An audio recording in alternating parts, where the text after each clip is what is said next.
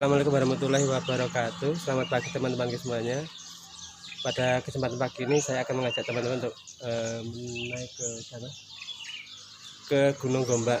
Ada apa di sana? Ada makam Tumenggung Boten, salah satu pejuang yang gugur pada saat perang Diponegoro melawan penjajah Belanda. Seperti apa?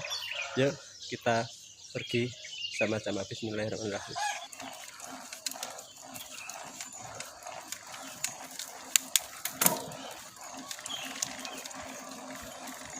Oh, ternyata masih ada rumah-rumahnya.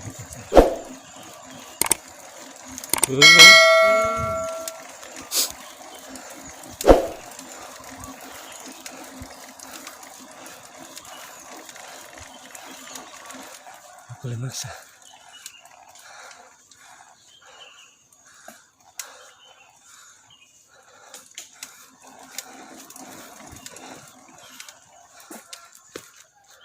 Iya. Ini nampaknya kalau pas hari-hari libur banyak yang jualan, karena sekarang kan banyak kaum penggoes atau kelompok-kelompok bersepeda yang datang ke sini. Pemandangan kiri kanan hutan jati, tapi kondisinya sudah mulai meranggas, mulai mengering.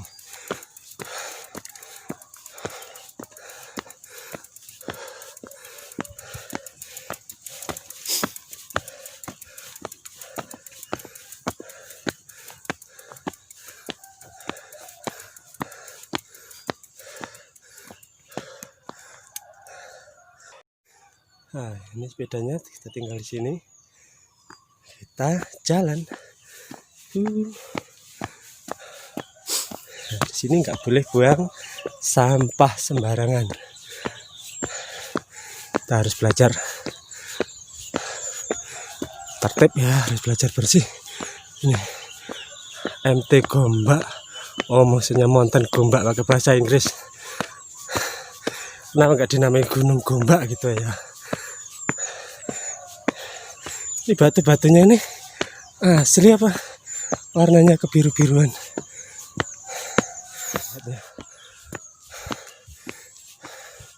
Di sini juga sudah disediakan ya teman-teman ya, tempat-tempat sampah.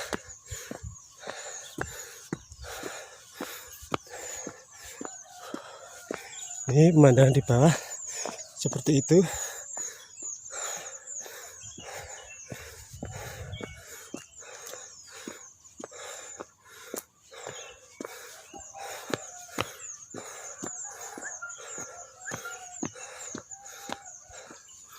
Lihat teman-teman, cukup curam. Nah, itu pemandangannya di bawah sana. Sudah ada kabel listriknya teman-teman, sudah ada penerangannya ke atas.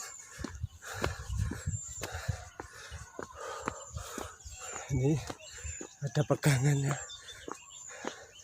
Kalau untuk naik ini ada pegangannya di gojekan. Ini kesan mboten tiba.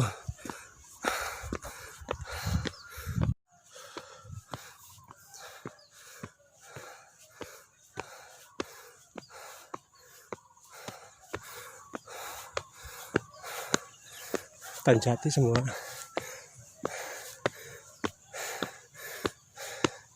Wah, iki wedine lek.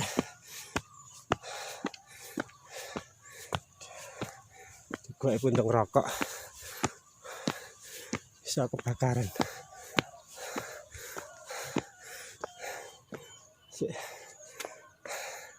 Laren dulu saudara-saudara.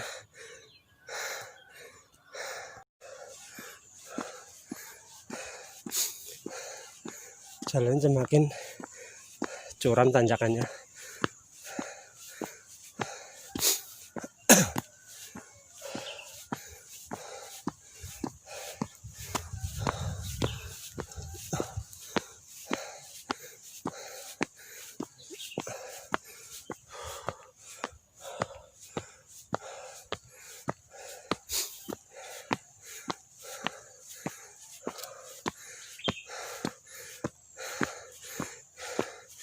kita membayangkan bagaimana pada saat itu Raden Brotonegoro dalam keadaan terluka tembak dibawa oleh pekatiknya atau apa ya bahasanya, pawang kuda nih lah, melarikan diri ke sini. Tentu saja dulu jalan belum seperti ini ya. Ini kan barusan mungkin beberapa tahun yang lalu dibangun.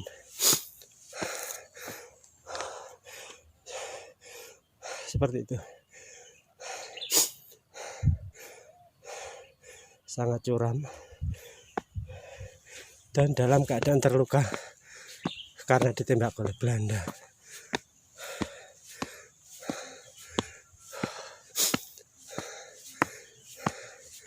Sekarang kita tinggal menikmati pena etok. Jadi jangan seenaknya sendiri. Ora pareng sakarepe dhewe. Kita hormati, kita hargai lah jasa-jasa pendahulu kita. Nah, sudah ada anak tangganya sekarang.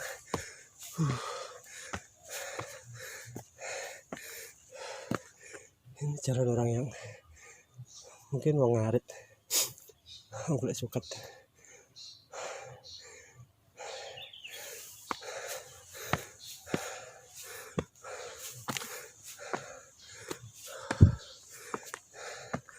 Sekali lagi kita bayangkan saat itu Raden Brotonegoro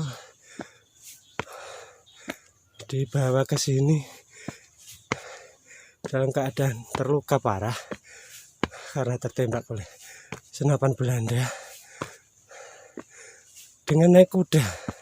Bayangkan naik kuda kalau digoncang-goncang, anu Pak jaran yang sarangan anu kayak kudu tiba, apalagi dalam keadaan lari, dalam keadaan terluka lagi. Alhamdulillah kita sudah nyampe di atas.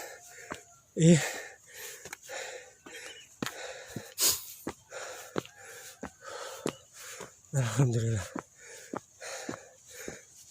Oh, sudah ada wifi juga di sini. Tuh antenanya.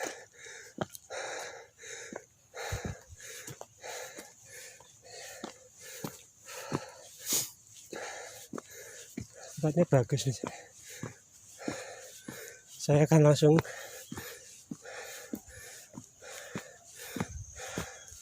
naik dulu. Nah ini turun ke Gaprik lain lah. Di sini kuda Raden Brotonegoro itu dimakamkan juga di sini. Nah ini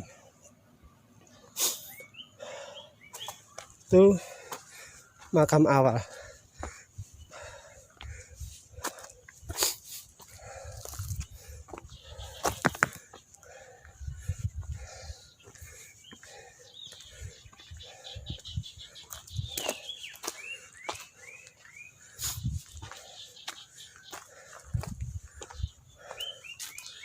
Oh, ternyata ada dua makam di sini.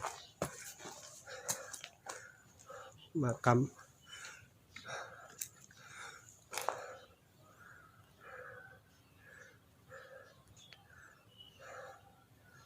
Bupati Polorjo Tumenggung Brotonegoro bersama pekatiknya, atau apa itu namanya, pekatik, tukang kudanya yang namanya Tejo Sumekar.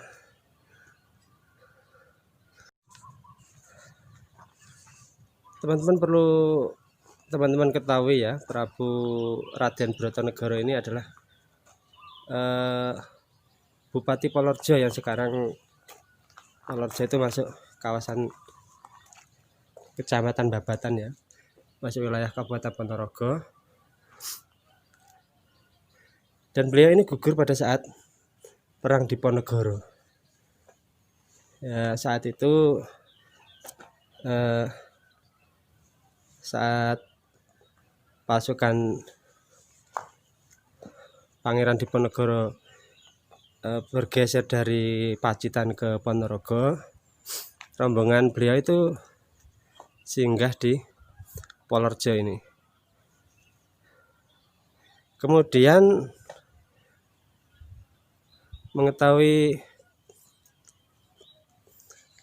siapa namanya Raden Temenggung Brotonegoro ini menjamu dan memberikan tempat istirahat kepada rombongan Pangeran Diponegoro. Saat itu Belanda marah dan kemudian menyerbu